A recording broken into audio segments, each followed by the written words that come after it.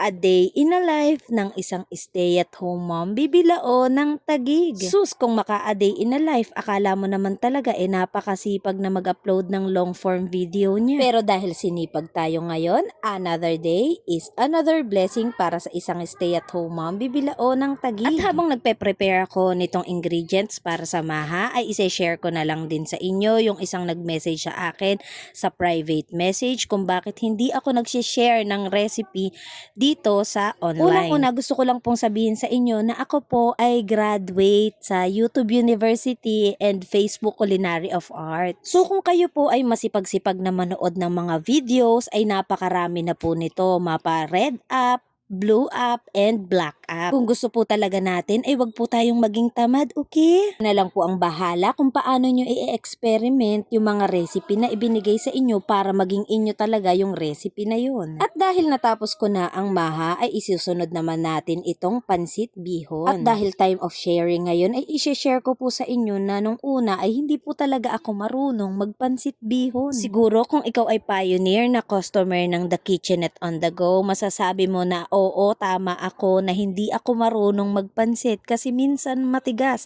minsan naman ay malambot. Pero sabi nga nila, practice makes perfect. Kaya ayan, nakabuo na ako ng sarili kong recipe ng pansit. Masasabi kong masarap itong nabuo kong recipe ng pansit.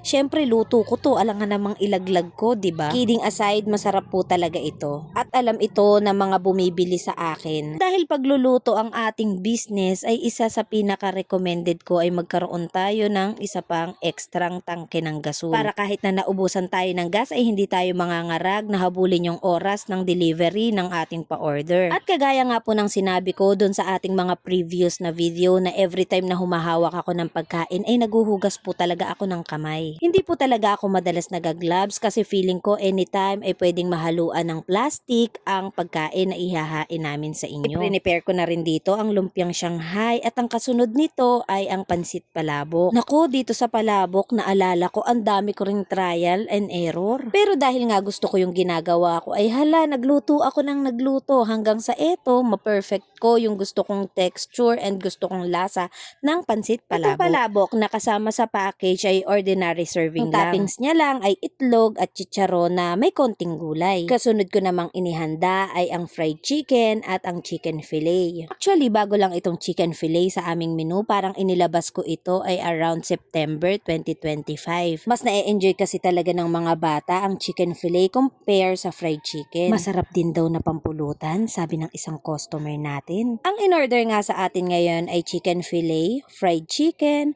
maha, lumpiang Shanghai, pansit bihon at pansit palabok. At ito ay nagkakahalaga lamang ng 2,500 pesos.